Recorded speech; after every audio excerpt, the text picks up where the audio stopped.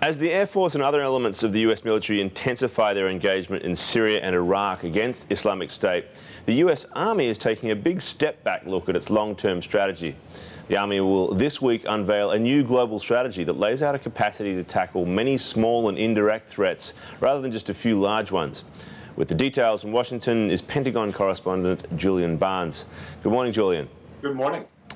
So, Julian, a key feature of the strategy is the idea of preventing wars as well as fighting them. What does that amount to? Well, you know, the Army has said, look at how we've been used in recent months. It is not to fight a big ground war. In fact, ground troops, as you mentioned, taken off the table in Iraq.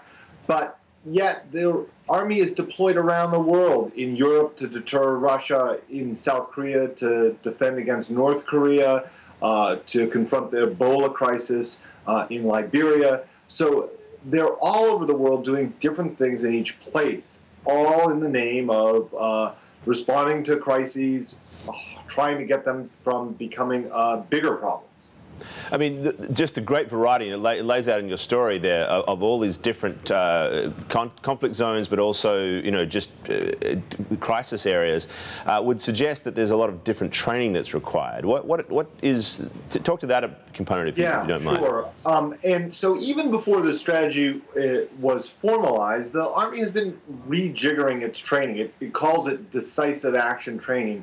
And they'll send a brigade to the National Training Center in California, and rather than just fighting an insurgency or rather than just fighting a major state actor, what they are presented with is complexity. They'll have a humanitarian crisis, they'll have an insurgency, they'll have a near-peer competitor, and Army units have to deal with all of these things at once. And that's how the Army thinks that it can train people to sort of deal with the complexity of this world, how it can train people to adapt to rapidly changing situations. And a key question for Congress, what does this new strategy mean for the budget? That's a great question. The Army budget is coming down. The Army's under great pressure to reduce its overall numbers. Army leaders don't want to do that too much. They are in a disagreement with Congress and with Pentagon leadership on how small the Army should be. They say all of these deployments around the world mean that the Army needs to stay at near 500,000 people. Another key question, what should they buy in the years to come? More tanks or other weaponry? All right, Julian, more to come, obviously. Thank you very much for your time.